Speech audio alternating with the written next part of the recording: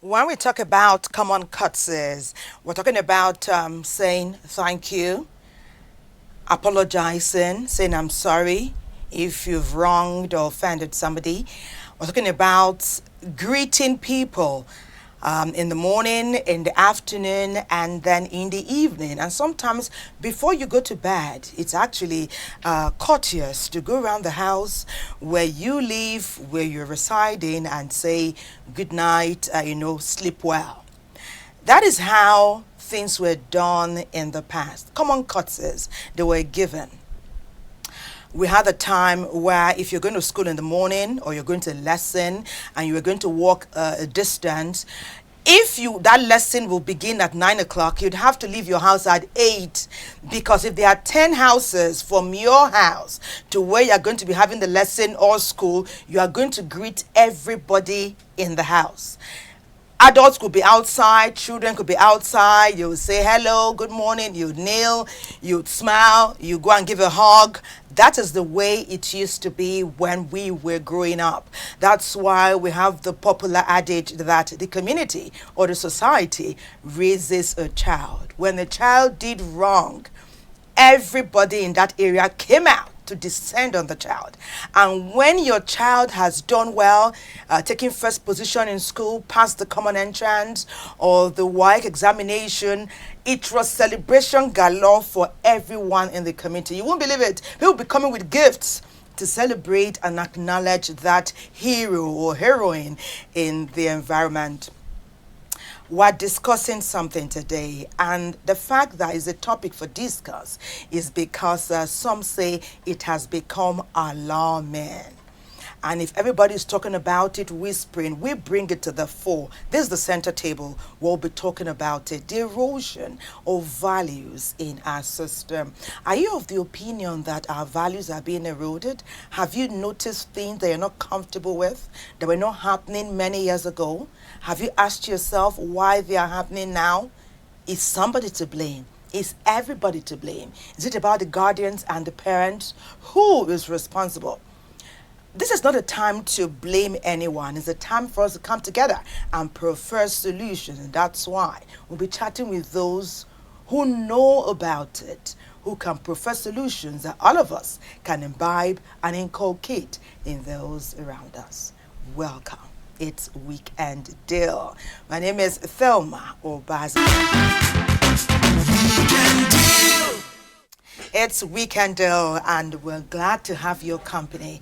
And when you tune in to Weekend Deal, you can be sure that you are going to be regaled with real life happenings, well-researched information, so that when necessary, you can make the relevant changes. Well, Francis has been doing some in-depth research and talking to those who perhaps have also noticed what we'll be talking about today, and it brings us our background, erosion of the value system in Nigeria. It is safe to say today that honesty, hard work, godliness have given way to all kinds of manifestations of lawlessness and degeneration in our national life. Our value system have been badly eroded over the years. The long-cherished and time-tested virtues of honesty, integrity, hard work, punctuality, good neighborliness, and patriotism have given way to dishonesty, indolence, unbridled corruption, and widespread impunity. It's either you have values in the society or you don't have values in the society.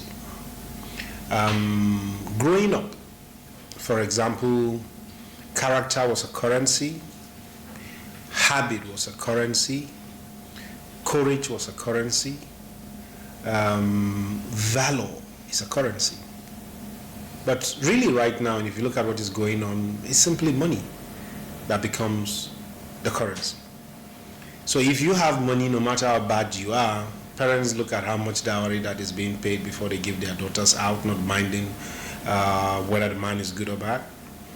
Society respect honorables more, doctors more, barristers more than they do for courageous community leaders who stand and protect their institutions. So basically, courage, values, integrity has been taken over by printed currency as the determinant of value in our community. The family unit is the primary focus of value reorientation, informed by parental roles, goals, values, and manners that influence the children's social and moral behavior. Are parents today living up to their responsibilities? You cannot isolate what happens in the house to what happens in the general population. What is trending is trending. If respect for valor, for example, for integrity becomes the order of the day, everybody will do that. But everybody greets a rich man, oga, oga, oga. And then a poor man, no matter how much integrity he has, is never perceived as a standard for respect. And basically, parents will do their best. It also depends on who the parents are. So if the parents are driven by the appreciation of money as a currency for value in community, you don't expect them to tell their children, oh, your megad is hardworking, your driver saves our life, he does most of the work that we cannot do for you, he actually deserves more respect than we do. So you cannot impact on a child a value separate from the one you yourself hold. The school is a worthy platform for the restoration of our cherished values and at the same time used to change our orientation. The school, being an agent of social reproduction and transformation, is expected to assist the society in its attempt to socialize the people. We don't care what is taught in the schools. We don't even have an educational policy. You have to have a policy as to why am I educating my people and to what end do they need that education for. What is our curriculum? We do not teach history in school. We have built churches and mosques even in primary schools. Instead of teaching children to be decent people, we are teaching them to be religious people. So Muslim students grow in Muslim way, Christian students grow in Christian's way. Differences are created. Whoever creates that difference does not understand tolerance. We went to schools that are mixed. We went to universities that are mixed. We lived a life which, that is mixed. Our parents never told us Muslims are bad, nor Christians are bad. My friends are Muslims. My father was born Muslim. It's a different times entirely. The kind of value adopted by a nation greatly determines the level of its development. Any nation that would indeed be great must be established upon enduring national values that binds every individual in the corporate entity. We do not need to look for new ways of behaviors for Nigerians. Rather, reorientation of the positive values that have once sustained the Nigerian public and private sectors should be encouraged. We had taken time to introduce the federal character in our constitution as an attempt to create a good culture. Everybody understands and accepts that, look, in federal appointments, in state appointments, the only way you can show that everybody has a stake in this country and can benefit from the resources and opportunities in this country is when you have a system that gives everybody a sense of belonging. And we inculcated that in our constitution. We don't live by integrity anymore, we live by loyalty and opportunities. So how do you get anything going under this circumstance? Our focus on Weekend Deal today will be on assessing our value system in Nigeria. How far so far? Francis has opened up our lines of communication with that background feature. You know what our focus is on, the erosion of our value system. It says, how far so far? There's much talk that our focus now is on money. Yes, money is important, but is money everything? Is that all we need? Many believe that our values are still very key. Professor Andrew Haruna, the former Vice Chancellor of the Federal University, Gashua, Yobe State, will be talking with us on Weekend Deal. Hello. It's great to have you on our program. Thank you very much. Okay, but our conversation will not start right now. For now, we'll join NTA Abuja for their package, still closely linked to the erosion of our values in Nigeria. Effective parenting has never been as important as it is in today's family setups and societal norms. Some stakeholders in Nigeria's educational sector have identified poor parenting as a critical factor responsible for the depletion in our value system, where parents have ignored inculcating in their children good morals and integrity to inordinate pursuit of money, daily hustle, and the challenge of meeting up with the family's needs. I really don't see the fact that parents are too busy as an excuse. It's okay to be busy, but what are your priorities? Is family part of your priority? It's not wrong to be busy, but it's wrong to not factor in such an important aspect of your life as family. One of the past presidents of the United States of America, Barack Obama, was asked in an interview that what is the most difficult job you have? He said, the biggest task I have is parenting. And he was asked why. He said, because that is the only responsibility you cannot delegate. We are looking for money, but at the end of the day, we get that money, we would have sent them to school, but we will be bereft of morals and character. We'll be bereft of them having respect for people. Why? Because we did not spend time nurturing them towards that. So if you focus your family towards only solving the problem of poverty, then they see money as greater than people. And we should see people greater than money. Most parents in Nigeria today are dealing with unemployment, low income, and limited access to basic needs. So, they tend to spend valuable time out of their homes, causing a breakdown in the family value system. When we were growing up, our parents will always drum it into our hearing, remember the child of whom you are, meaning that the name of the family also very, very important. But what we have today has become something very different. The parent that should be in the position to inculcate the right values into the children is that the parent is actually there, but not available for the child. A parent that will go out early in the morning and return late in the evening does not even know whatever that child is doing. So it becomes almost impossible to even inculcate anything into that child. If a society will be healthy, if a society will be creative, and there will be notable development, we must go back to that value system, which involves every one of us. It starts from the family. Whatever we make of our family is what goes to the society, is what goes to the community, it's what goes to the country, is what goes to the state, and in this media age, is what goes to the world. Dr. Bruce Lipton is one of the major frontliners when it comes to neuroscience currently in the world. According to him, whatever we have today is a makeup of what we were from age 0 to 7. So age 0 to 7 is the most important age bracket of your life. Age 0 to 7, your children are being programmed. Who did you delegate that programming to? Can you even delegate it? Can you tell somebody to delegate the programming of your child to? Your house girls, you cannot even employ them in your own company. But you delegate your parenting to them to take over your children. Whatever values we're trying to uphold or we need to uphold in our nation needs to start from the home. Parents need to teach their children the values we're upholding. And if it doesn't start from there, how would they know? And as they grow to become adults, they will definitely have no idea what values we're talking about. That bond is needed in the family. And when that bond is there, you begin to see, number one, there's unity in that home. Number two, there's a free and open line of communication. The children you're bringing up will grow up with these values we're talking about. And being there for them also helps them build, it also helps them become better people, better adults tomorrow.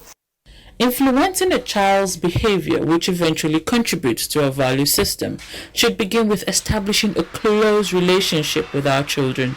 Teach them good behavioral patterns to make for a better society. We can form a bond with our children. In times past, forming a bond with your children is an assumption, is expected. That's why you are the guardian or the parent, and that's why the children are given to you. You are blessed with those kids so you can have a bond. It's a given. And obviously, because it's a natural occurrence, it ought to be a natural occurrence. When it is lacking, of course, you will see some negative changes.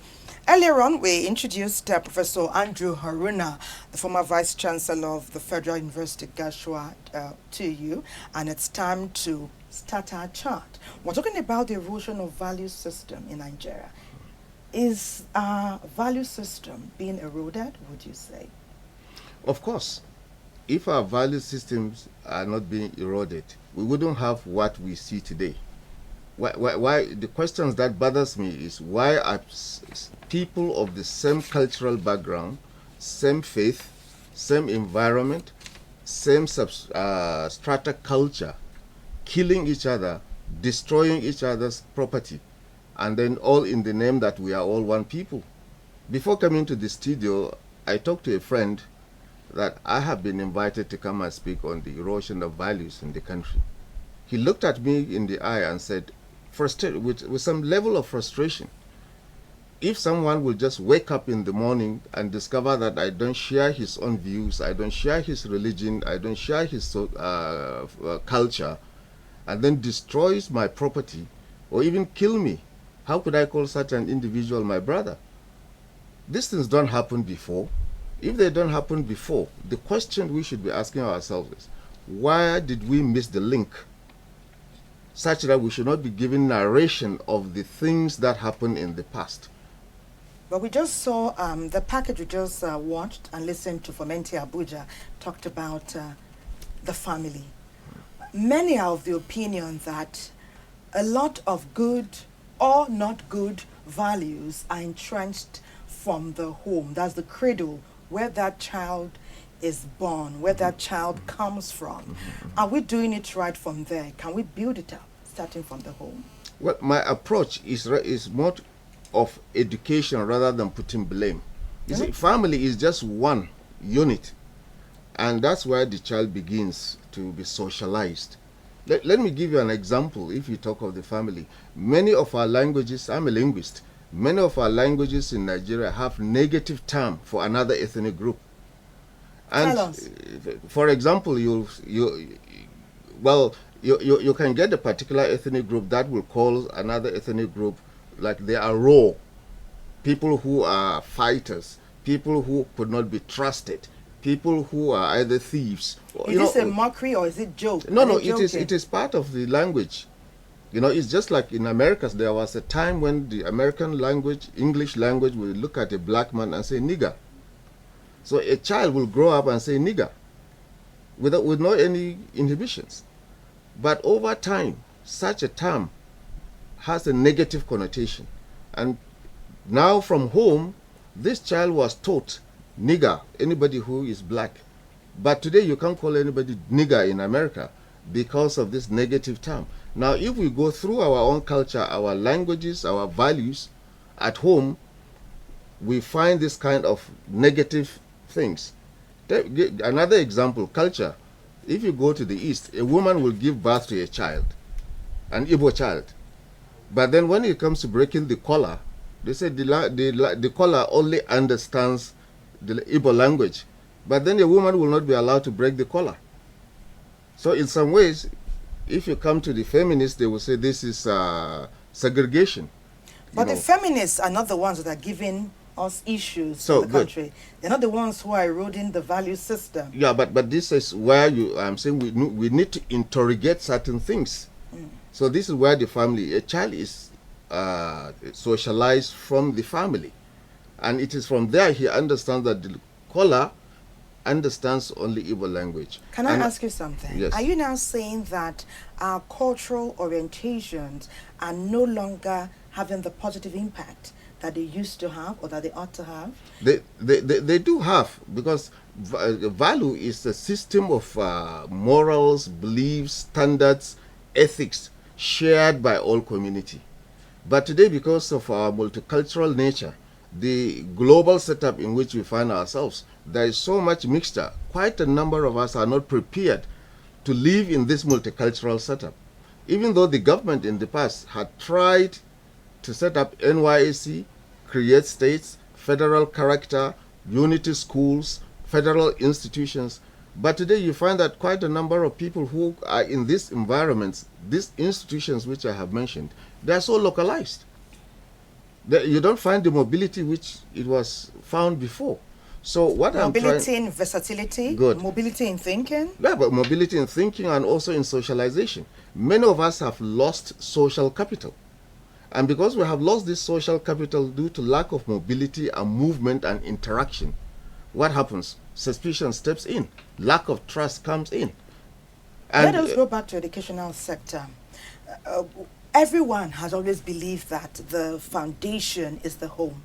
But you tell us now that the educational systems which the people pass through is also integral. We also find now, if I may say, that half the time, what those students are meant to benefit from the educational system is not even available. So the impact that system should make on those children half the time is incomplete. So doesn't it still fall back on the home? Well, I think to make it holistic, let's not have what I may call wrong emphasis. We only mentioned the family. Now I mention institutions. You see, where we get socialized, where we get values, where we are taught values, comes at different levels. If I may just give a rundown, perhaps it will be better. You see, we have the home, which is the first place. We also have schools. We have peer groups and friends. We have relatives, that is our extended family members. We have the media. Today, through the social media, we also get reoriented or oriented. We also have books. We have our own history. We have our oral traditions. We have our music. All this. We have our religion. We have our own drama setup. So all these institutions I mentioned socialize the individual.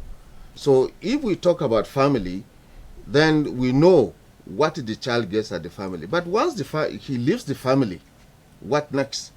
You see, we go through 3 levels in our lifespan or in our lifetime. That is what we call at the primary level, when you learn things at your own home and nothing more. Then you move to the next level, which is either your community, your local government, and your own state. Then today you come to a place like Abuja.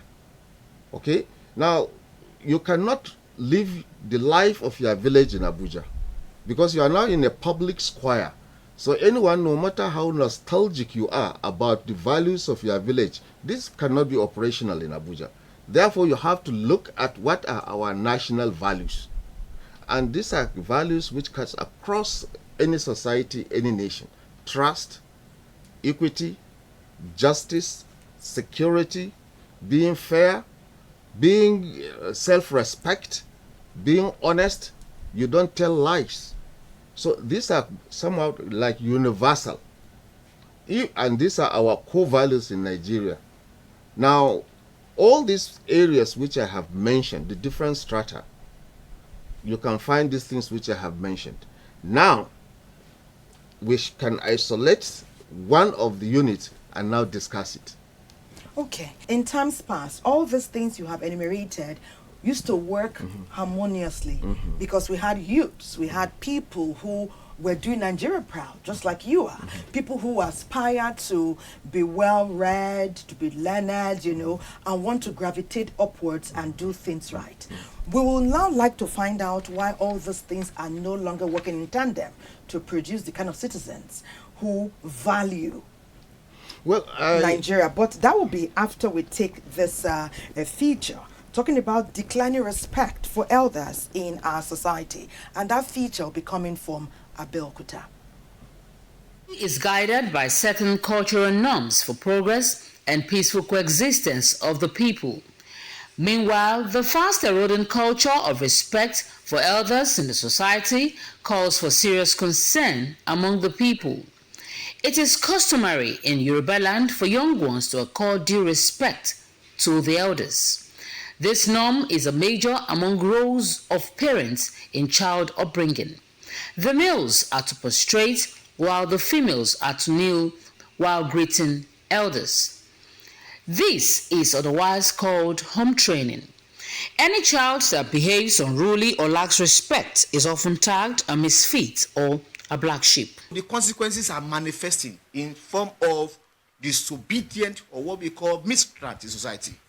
It's manifesting in terms of those who are drug addicts today. It's manifesting in form of thugs today. It's manifesting today in form of those people who, when you even talk to them, they will insult you. So society is not good for it. It's already affecting our society anywhere. That's why you see cultism now.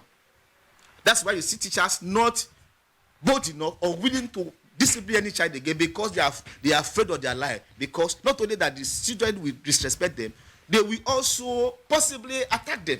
It is, however, disheartening that the Yoruba community is not also immune from the fast declining respect for elders that is currently permeating our society. Is this an inevitable change, or what can we say is responsible? Things like this happen to me. Maybe you might just be lost in thought and then you are going and you don't even remember that or think, okay, somebody is here, let me greet. So sometimes you might be lost in thought. And some of them that are doing it intentionally, maybe it's just that maybe they feel too big, so why should I have to greet him? So I feel some of them is just lack of respect, and some it might be lost in thought. The problem starts from the home. The home. The social structures are really, number one, family, school system, religious system, and society at large. So once the socialization process has break down from the family, the school may be able to correct, but not entirely. The next point will be the religious sector, which is either the church or the mosque.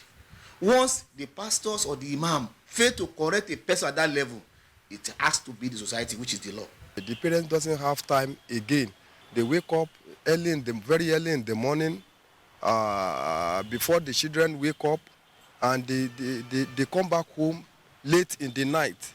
How do you now want them to teach them the right way? You have to greet. This is how the male greet. This is how the female greet the elders. This is how to wash plates. This is how to clean, to sweep the floor.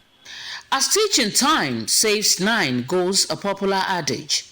Little wonder the former president, Chief Olusegun Obasanjo, was spotted in a viral video teaching a boy how to prostrate properly. This points to the fact that more work needs to be done by parents and elders to stem the tide and save our society from any impending danger.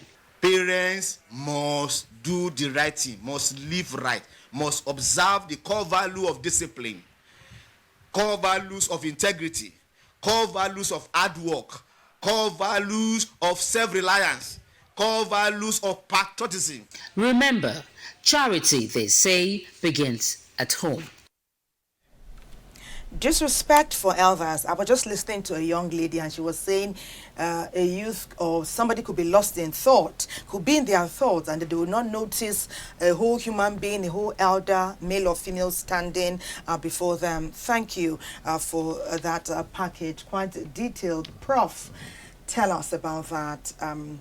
We were talking earlier about how we have a structure from the home to the institution to religion to cultural values that builds a strong and responsive citizen, and that it cannot be local, you must go national at some point. How does that work? How will that now bring about, in some instances, disrespect for elders? How does that come up? It used to work well in the past. Why is it not working now? Well, why is it not working? Because people don't walk the talk. You see, everything about values, if you have young children, you see, I deal with youth. All what they don't need our money as elders, but they want us to walk the talk. What we tell them, they should see it in us. As a teacher, I should not be telling them what I don't practice. So, but what we find today in our society, many people are saying, do what I tell you, but don't do what I do. So there is a dishonesty. They see dishonesty. They see lack of trust. They see sense of irresponsibility. They see deceit. They see all sorts of things. And when they see these things, on what basis would they trust you? Our young people today are imbibing a lot of Western habits. Let me not say Western culture. Western habits, Western do's, and some Western don'ts. And they seem to familiarize themselves more with the don'ts than the do's. Are you of the same opinion, Prof? Well, not quite that.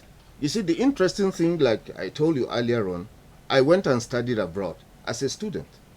I knew and understood the environment. I came back, but I was recruited to go and teach again abroad. So I went not as somebody seeking to escape from Nigeria, because I kept the Nigerian passport all the time I was abroad. Now, as a professor in the university abroad, even when I was teaching there, you see, my children were taught in Nigeria.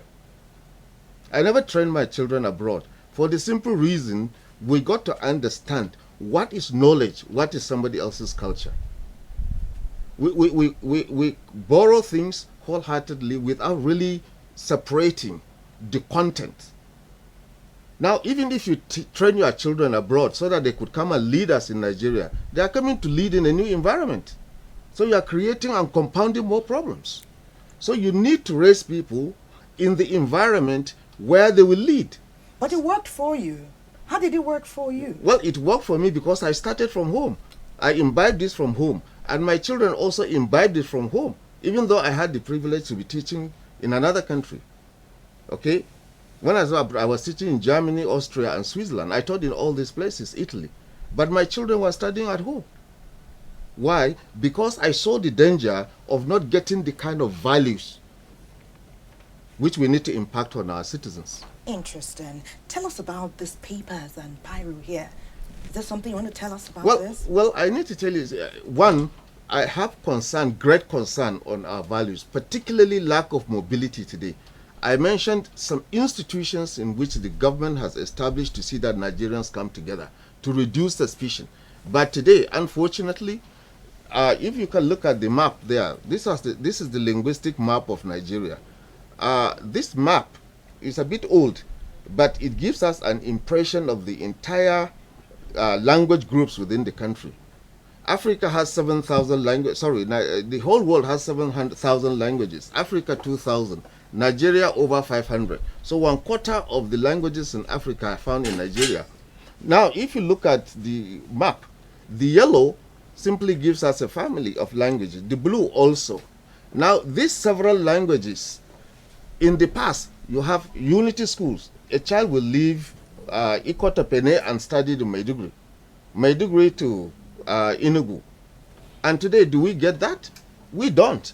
So you have someone who will study in one town, get the primary, secondary, first degree, second degree, third degree, even in higher institutions like where I have come from, to become a professor. And if someone wants to become a vice chancellor in that environment where he comes from, despite the fact that he was taught, he would say, you are not an indigene. What has that got to do with knowledge? So, you see, localization of ideas, because people don't move. The environment is not conducive to operate on this. We have federal character. Does it work well? Now, look at the list of universities, though not the final data.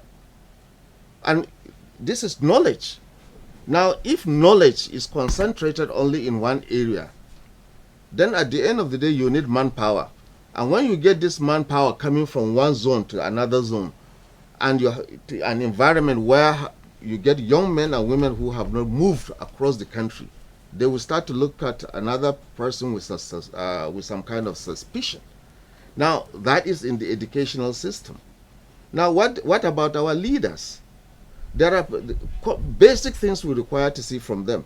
If you have to be a leader, we need to see justice, equity, fairness, all inclusiveness. We need to see the culture of shame.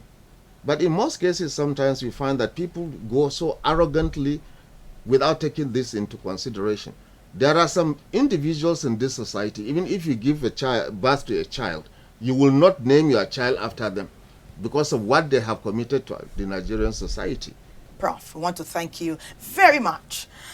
Your eloquence and your in-depth analysis has moved us many steps forward.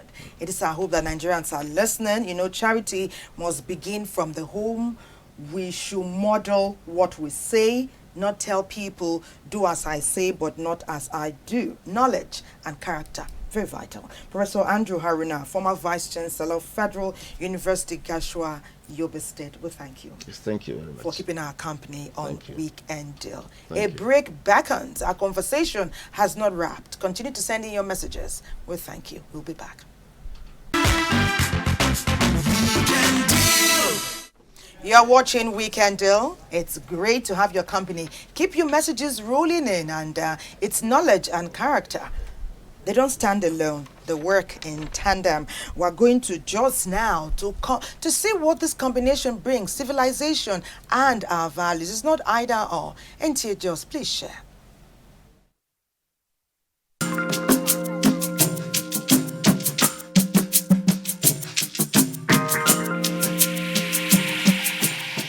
Every society is unique in its own respect. This uniqueness derives from the peculiarity of the accepted rules of behavior in that society, in which cultural norms, tradition, and values have significant impact on everyday human affairs. When we were small, we had more family relationship than what it used to be today.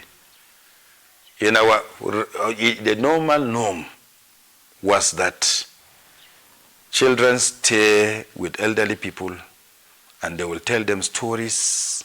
They will give them historical backgrounds of the entire family or the community and so on and so forth. But nowadays, the best friend of our children is the handset. The handset. You hardly know what is happening. Everybody eats food and get back to their room. And you go to the room, they are with their best friend, the handset. No more the family. They hear more from the handset than the family. They relate more on social media than the family. These are disadvantageous. And that's why if they say maybe what has drawn somebody, their own joy is to snap how the person is being drawn and send it over. Not running to go and help. It's very unfortunate. I am 62 years of age, and it is age bracket that we are among those that we've seen the past and the present. When you see an elderly person carrying something in his hand or in head, you run and go and collect it, help him. Do they do that today? Most importantly, when you see somebody's child misbehaving, you discipline that child. You do that today, you end up in police custody. The source of cultural norms, tradition, and values are appraised as moral precepts that are embedded in the culture of any society. As such, the ease and frequency of civilization with which people move around the world have led to a depleted value system in Nigeria. Depletion of cultural norms and values on the Nigerian society is increase in crime and insecurity that today we are facing. Another area is the issue of corruption. Look at the problem of substance abuse and addiction. It is rampant and it is destroying lives. And when people are addicted to substances, they are predisposed to other forms of criminality. The attitudes and character that our children are displaying, some of them, is way out of line. If you talk about the dressing, culture, you see children now, some of them are even almost going nude, and they say, "Oh, it's okay." It's not okay. It's not okay because that's not our culture. But the children, some of the children now, you're like, where is this one coming from? Oh, she's outdated. And I say, guess what? That culture you're trying to import, it's not favorable. There are some things you can import, there are some that you don't import. You leave them where they are because it will not help you, it will destroy you. In order for a society to operate functionally and effectively, they must ensure and maintain strict and constant adherence to the various components of their norms and values that govern our culture. Therefore, the social institutions, such as the family, which shoulders the responsibility of procreation and orientation of new ones, should not be lost in its function of socialization, as values is inseparable from our culture and should therefore be cherished and relished. Inseparable from our culture. Interesting concept. Thank you, NTA Jazz. When we're listening to one of the respondents or the person interviewed, he said children are more familiar with house helps and social media than they are with their parents and guardians. We will talk about that. Will form the crux of our conversation with Mrs. Rosemary Ojochemeni Oshikoya, the former Commissioner of Education in Kogi State. But she's many things. She's doing many things. A woman of many interesting parts. It's great to have your company on Weekend Deal. Thank you for having me here today. As always, it's my pleasure. Thank you. Great. Erosion of family values in Nigeria. How far so far? Where are we now? I listened to the Prof with keen interest and the reports that have come from several parts of Nigeria and a lot much more that was not talked about. And I am one of the beneficiaries of having good parenting from the home, which is the first primary agent of socialization. But like we all learned in social studies, where the primary agent of socialization fail, there are other corrective measures that are put in place. And so there's also the role which I think we need to touch about is what happens when it failed, like it has failed so now. And rather than pass up the buck, then we move on to the next step. How do we go back to what it should be? And one of the good points to make is that of incentives. What incentive do I have as a parent to make sure that my children are raised? And it will take us back to the policy framework. I listened to one of the comments that was made, and I would like to point out that the structural framework, the policy framework for what the education sector is to deliver is in place. Number one, how everybody who are even stakeholders within the sector understand what is Nigeria's philosophy for education will take us back to why we have some of the gaps.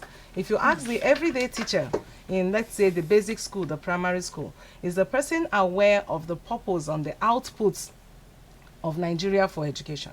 So we go on to say, if one of the expectation of what happens to a child that is educated in Nigeria is that you will fit into the society, then I would know that the character value orientation of that individual and everything that Prof had already listed is in place. So if that is not in place, it means from the primary agent of socialization all the way to from the home to the school and every other thing that has to do with the child, from the child is born until the child become an adult, shows that the child, if it fails, means the child is not well adjusted. And so it is not even just about your physical age, because you become at the age of puberty, you can have a baby. But what happens when that fails? So incentives comes in. I don't know if you recall, there was a time in Nigeria. Incentive for the teacher, for the incentive for everybody, because it takes us back to punitive measures. What does the law provide should happen to anyone who falls short of the standard? So you see, we don't need to speak with every sense of fairness and justice. Means if I am raised to become a thief, once upon a time, that incentive is you gather up thieves somewhere, armed robbers somewhere, and you shoot them in public. And every parent goes back home and says, don't spoil my name. Thou shalt not steal. Deterrent. You see, so there's the other side. And for me, I agree with you totally, that the primary agent of socialization, the home, is where everybody gets flogged. But who controls everything else that goes? It takes us back to the domain of government, because the institutions that are available for moral values, ensuring justice, ensuring that the child is trained, ensuring that the child is corrected, which takes us back to even how do I correct a child? Juvenile courts, how many of them are available? For the few that we have up and about, what do they do? What is the goal of everybody you want to? Is the court, is the prison and all the correctional centers, are they available? Are they adequate? And then what is the output? Do they really reform the individual who goes over there? Or are we just having chains of broken down one? So I think at this point, how do we get out of this? How do we sustain what we have done? Takes us back to who are the models we are having. I am happy Prof touched on that. The home fails, but the home itself is influenced by several factors. And part of the factor, like he did say, is what do I teach my child at home? Nigeria is a secular country. And so if Nigeria is a secular country, irrespective of the orientation and religious bias of the people who at one point or the other are in certain places, have we all subscribed to the nation, to the ideal of nationhood? Who is a Nigerian? But is it not, I do know that the government has a major responsibility, but we also, before that child, the government is not going to be touching on the child at some levels. It's the home. And I learned somewhere that a parent was telling the teacher or proprietress that my child spends more time with you than with me. So we have a joint responsibility. I do know that the child spends time in school, but it shouldn't be more. If more so, it should be more at home. I do know government has a child responsibility, gets to school, but the home. Can I touch on that? The child wakes up in the morning, possibly resumes school at 8 o'clock. And the child leaves schools on the average. If I go to a public school, I leave school between 12 o'clock and 2 o'clock. If I go to a private school, possibly my child is kept all the way to 2 o'clock and I bring in other lessons and the child comes home by 4 o'clock. All the hours in between, the evening hours, the night hours, the morning hours before I get, and you know, classroom is a bit regimented to what you do about that time. But yesterday I was driving across Abuja town and I saw this very fine new car. Adults definitely driving, passenger, co-passenger. And to my shock, right there in the middle of the road, the adult wind down and threw a polythene bag out of the bag. Abuja Road. And then I realized by the time I got to around local, I had to stop the guy. I parked beside him and then I honked and he wind down. And then I said, why would you litter the streets? And he looked at me and he said, sorry. Could he come back, drive back and pick that up? Now, once upon a time when I was growing up on the streets of Kaduna, there were structures put up by government that when you litter, immediately you are fined, you are picked up. Every vehicle must have that. What has government done? If I leave it to the school to teach you environmental values, and I come to the streets and everybody on the street litters on the streets, the society itself raises the child. It's an African value that the society raises of the child. I want to just take this feature that's talking about corruption and values. When we come back, let's talk about Nigeria, a country blessed with a citizenry that treasures spiritual and moral values such as love, equity, patriotism, discipline, loyalty, to mention a few, sadly is now experiencing a rapid decline in our value system. Your religion is your character. What we have nowadays is we don't have characters anymore.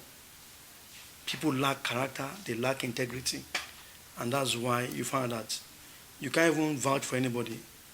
We clergy men or with a imam, we need to go back to where we are coming from. So where we are coming from is to start preaching or teaching the word of God all the time in the mosques and everywhere that we have the people to give them piece of advice about the word of God.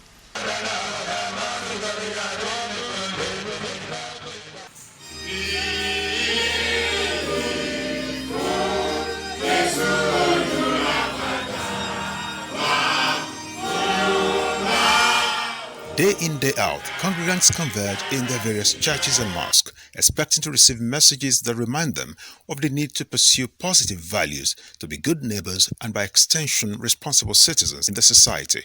Our so-called religion leaders, they are not uniting us at all.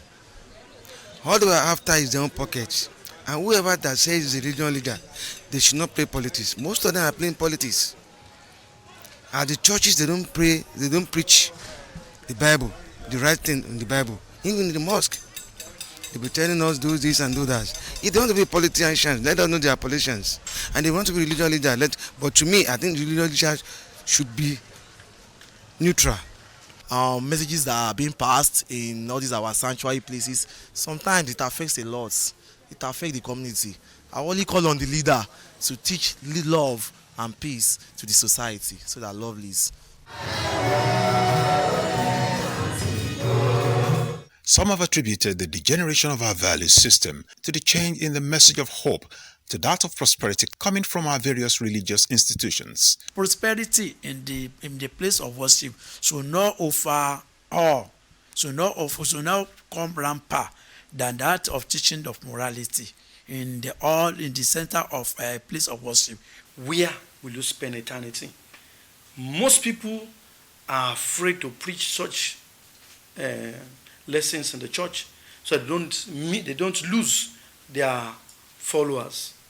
The big question now is, can our religious leaders change the narrative by returning to teachings and practices that will correct the ills in the society? It depends on how you see their messages. You know, we process information differently. It's left for you.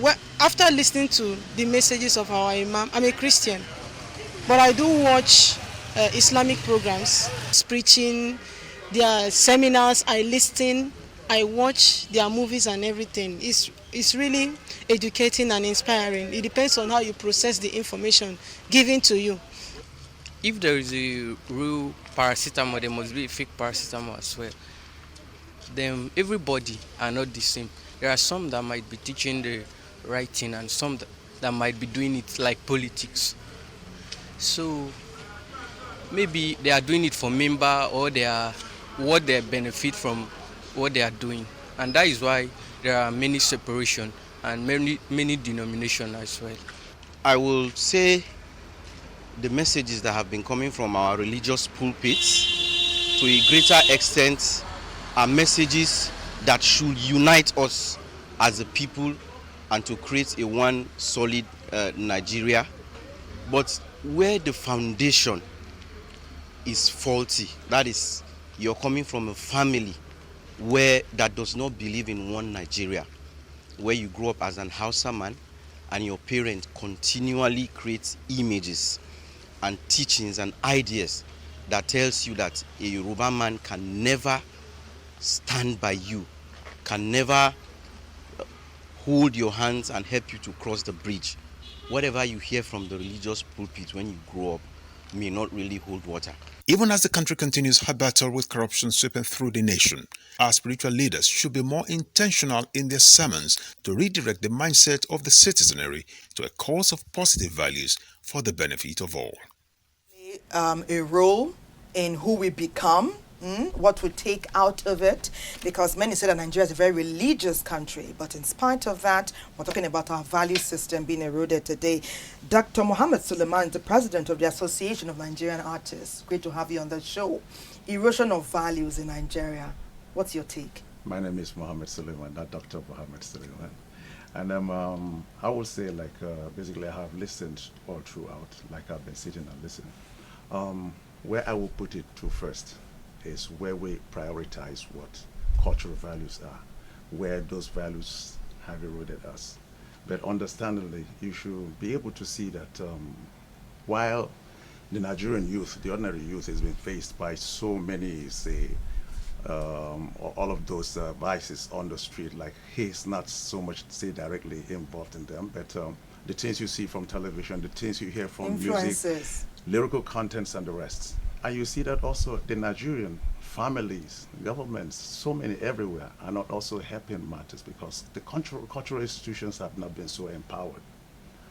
Reason is, when you go out of this country, you see, for instance, For instance, if you're in Trinidad and Tobago, for instance, they say there's what they call the Emancipation Day. Emancipation Day means that day they remember that they are Africans and they're dedicated to, from dress culture to food culture to everything. We're in Nigeria, we're sitting on it. We're not doing anything about it. And then also... But our cultural days? Yeah, like we have days that, no, we have festivals. We have days, they have days that are dedicated to that. National. Yes, so now, but what is happening in Nigeria is like we do credit to Otumba Rushewe and the National Council for Arts and Culture, the FCT Arts and Culture, all of these places here. These are so very, very insignificant. What I'm trying to say is that the government is not like making it a national holiday for everybody. That is one. And then secondly, you also travel to maybe, say, to the US and everywhere. You find out that the persons, the blacks that are there, try to like say we are blacks from Africa. But what is the problem? Why are we always trying to look like the outsiders when those that are outside are trying to reflect what is inside? What we have here. So the problem is from within, because we must pay attention to the arts, the culture of the Nigerian people. And take pride in it. The problem is, according to Muhammad, he says, we want to be like them, they want to be like us. Mrs. Rosemary, tell us, we want to be like them. Do we? They want to be like us. Do they? What is it in us that they like? What is it about them that we want to entrench? First of all, the worrisome thing for me as Nigeria is most time everywhere you go in the world, people look at you as a Nigerian as one of the corruption headquarters of the world. And if that is the value, values can be positive and negative values as we have them. And then it becomes a thing of national shame that we are people who are unruly, we are people who do not behave well, we are the people who do not commit to excellence, as opposed to what it used to be before in the days of our forefathers, where we come up with a whole lot of integrity, pride, a whole lot of examples, and some of those role models that we have. I would want to say that we want to be like them, because in some of their societies, you are not allowed to get away with anything that is wrong. And so that incentivizes everybody to commit to a sense of national goal. You find again that an American will tell you with a sense of pride, I am an American, and the values that he tried to espouse to you are the things that they stand for. They are positive. And you know that even them, how many American presidents in their history have had to abdicate office because of moral issues? We heard about the Nixon Gate saga. We've heard about the so-called near case of Monica Lewinsky. So you find that moral values are the essence of our faith. It's the essence of who we are. It is a sense of our so-called connection to God, a sense of right and wrong. But if we are not able to enforce them and put up the necessary deterrents, then everybody can get away with it. Which they are. Which we are. So in Nigeria, we are at a point where everybody is getting away with everything. It shows that there is no sufficient political will. But we do not have enough role models to tell us, and when people are coming out for anything, we are not holding them accountable. So I think we being like them could we please copy the positive part. This topic, we can't wrap it up today. It's so engaging, and like you said, it's topical. But we need to take a break now.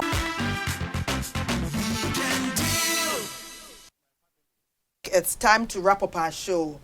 Muhammad Suleiman, your final word, one phrase.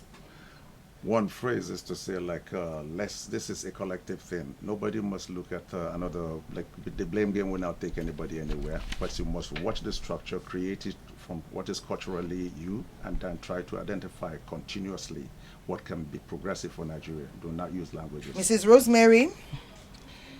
Every Nigerian, each of us have a collective and individual responsibility, institutional responsibility to deliver on the Nigeria of our dreams. May we all commit to that goal, and may we have the personal, political, and community will to bring about a country others would like to envy to be. God bless Nigeria. We'll see you again tomorrow. From all of us here, it's bye-bye.